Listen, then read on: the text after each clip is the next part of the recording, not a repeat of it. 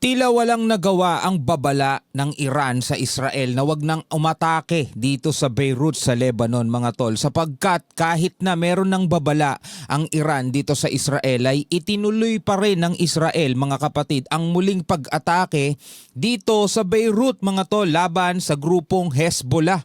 Hezbollah, mga kapatid, anong nangyari sa kanila? Ito, pag-usapan natin mula rito sa balita dito sa UNTV News. Samahan ninyo ako, mga tol. Audio Jungle.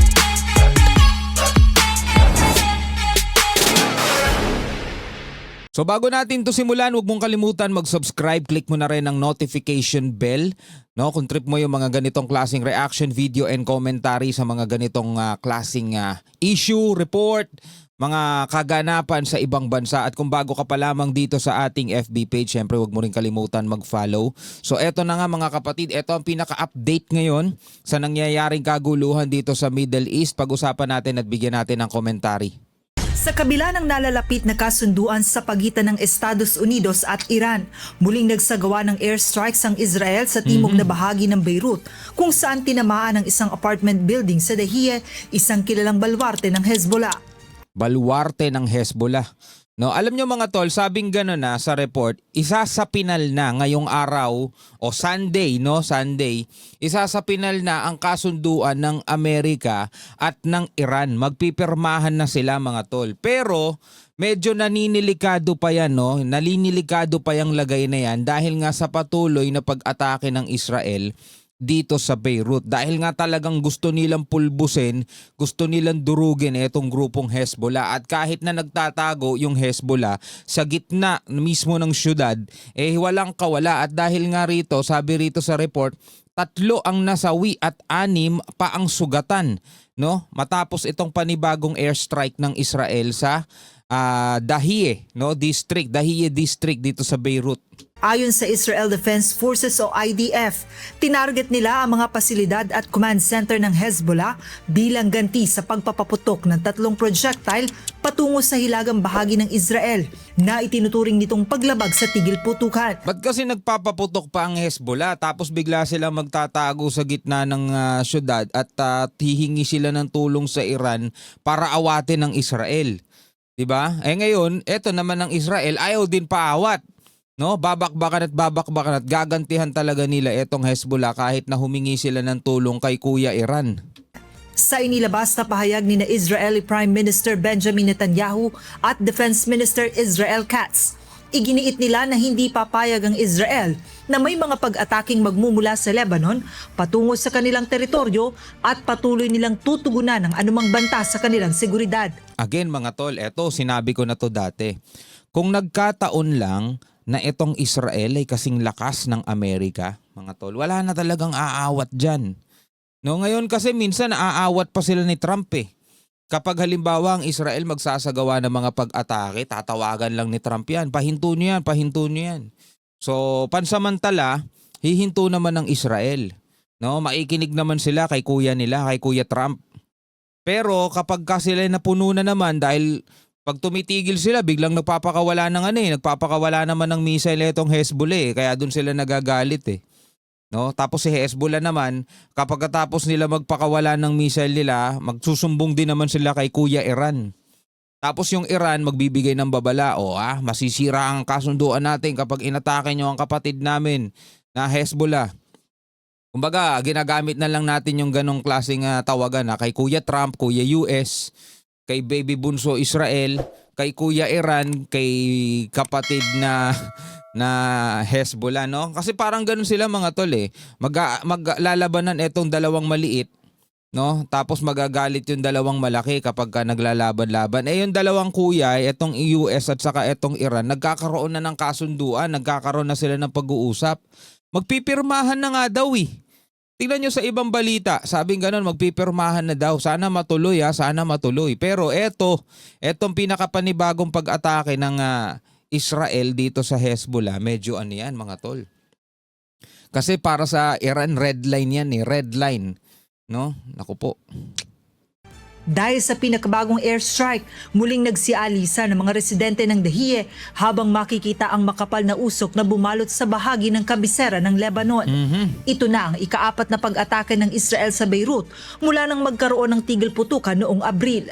Ang pinakahuling pag-atake ay naganap sa panahong nagiging positibo ang takbo ng peace deal sa pagitan ng Washington at Tehran. Yun nga di ba? Nagiging positibo na nga yung peace deal. Ulitin ko ayon sa mga balita. Hindi galing sa akin ayon sa mga balita, magkakapirmahan na daw. No, isa sa pinal na yung kasunduan ng Iran at saka ng Amerika. Kinumpirma na rin yan ni Iranian Foreign Minister Abbas Araghchi. No, hindi lang si Trump ang nagsasalita rito kasi minsan sinasabi ni Trump, okay na may nabubuo ng kasunduan tapos sasabihin ng Iran, wala pang nabubuong kasunduan. 'Di ba? Ganon yung usual na nakikita natin. Pero this time, kinumpirma pareho ng Amerika at saka ng Iran. Si Abbas Araghchi na rin mismo ang nagsabi, kinumpirma niya na may nabubuo ng kasunduan. Pero sabi niya, wag mo na mag-speculate yung mga media, wag mo na mag-speculate. Basta may nabubuo ng kasunduan. Pero nga, eto nga, sa gitna ng nalalapit na sanang kasunduan ng Iran at saka ng Amerika, patuloy ang ginagawang pag-atake ng Israel bilang ganti naman daw sa pag-atake sa kanila nitong grupong Hezbollah. Na inaasahang magwawakas sa mahigit 3 buwang sigalot sa gitnang silangan. Dahil sa pinakabagong pag-atake, nagpahayag ng matinding pagkwestiyon ng Iran sa kakayahan ng Estados Unidos na ipatupad ang mga pangako nito sa nalalapit na kasunduan. Di ba? Nagkakaroon ng ngayon. Kini-question nila yung kakayanan ng Estados Unidos. Kaya nyo ba talagang i-handle yan? Kaya nyo ba talagang awatin yung baby brother nyo? Si Bibi, 'di ba? Bibi ang tawag nila kay kay Prime Minister Netanyahu. Saktong-sakto, Bibi. Kaya mo ba talagang i-handle si Bibi mo?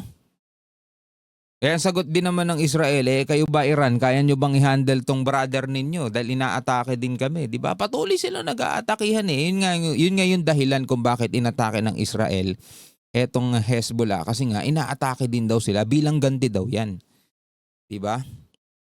Ay, naku po talaga naman, oo. Kaya nga tulad ng sinabi ko, kung sakasakali lang kung nagkataon lang na etong Israel sing lakas ng Amerika, no? Ganun yung kalaki yung puwersa nila at hindi na sila nangangailangan pa ng backup mula sa Amerika. Talagang ubusin nila yan. Gagamitin nila lahat ng resources na meron sila. Pupulbusin talaga nila yan. Wala na pwedeng umawat dyan. Ayon kay Iranian Chief Negotiator Mohammad Bagher Ghalibaf, walang saysay ang pagpapatuloy ng peace talks kung hindi mapipigilan ng Washington ang mga hakbang ng Israel sa Lebanon. Aniya, ipinakikita ng pag-atake sa Beirut na maaaring kulang ang kakayahan o kagustuhan ng Estados Unidos na tuparin ng mga pangako nito. Tapos sasabihin ng Hezbollah, go kuya, pagtanggol mo kami. Tapos kapag nagkakaroon na ulit ng mga ganyang negosasyon, sasabihin na naman ng Israel, inatake kami ng Hezbollah, gaganti kami. Ayan, bakbakan na naman. Nagpahayag din ng pagtutulang isa pa sa mga negotiator ng Iran na si Sayed Mohammad Marandi na hindi na itutuloy sa ngayon ng Iran ang anumang negosasyon nito sa Estados Unidos habang patuloy ang pag-atake ng Israel sa Lebanon at iba pang bahagi ng rehiyon. Naku po, ayan na. There will be no more negotiations for now. Naku po. Ay, naku po. Ito, pakita ko sa inyo laman ng ibang balita. Ito, halimbawa rito sa UNTV. Ito, isa yung nakita ko 2 hours ago. Kasunduan sa pagitan ng Iran at US maisa sa pinal na ngayong araw ayon kay Trump. Ayon kay Trump yan. Sabi rito sa report, posibleng pirmahan na ngayon ang kasunduan sa pagitan ng Iran at Estados Unidos na inaasahang magwawakas sa mahigit 3 buwang digmaan sa gitnang silangan ayon kay US President Donald Trump. Gayunman, hindi ito ganap na sinang-ayunan ng Iran at sinabing wala pa silang pinal na desisyon kaugnay ng Memorandum of Understanding. Yun lang. Dahil nga mga kapatid, mayroon pa rin nangyayaring mga ganitong pag-atake at kini-question ng Iran kung kaya ba talaga ng Amerika na kumbaga magkakaroon tayo ng kasunduan para sa pangmatagalang kapayapaan na kaya nyo bang kontrolin si Bibi. Ayan, katulad nito, patuloy na inaatake ng Israel etong Beirut dahil nga ang sabi nila gumaganti lang daw sila. Ay naku po. Una nang nagbabala ang Iran ng matinding pagganti kung magpapatuloy ang opensiba laban sa Lebanon. Kaugnay nito, nagbabala si US President Donald Trump sa Israel at Iran, gayon din sa grupong Hezbollah na huminto na sa mga pag-atake. Ayon sa US President, hindi dapat nangyari ang pag-atake sa Beirut, lalo na ngayong malapit ng maisapinalang kasunduan sa gitnang silangan. Bagamat kinikilala ni Trump ang karapatan ng Israel na ipagtanggol ang sarili nito, hindi naman dapat anya itong maging dahilan para mabaliwala ang mahalagang proseso tungo sa kapayapaan. Sa huli, nanawagan si Trump sa lahat ng panig na tumigil sa pag-atake upang mawakasan na ang nagpapatuloy na digmaan. Joan Nano, Huma. Sino ba kasi ang may kasalanan sa kanila, Hezbollah o Israel, no? Comment kayo sa ibaba mga tol. Hanggang sa muli, ako nga pala si Shovel D. Peace out.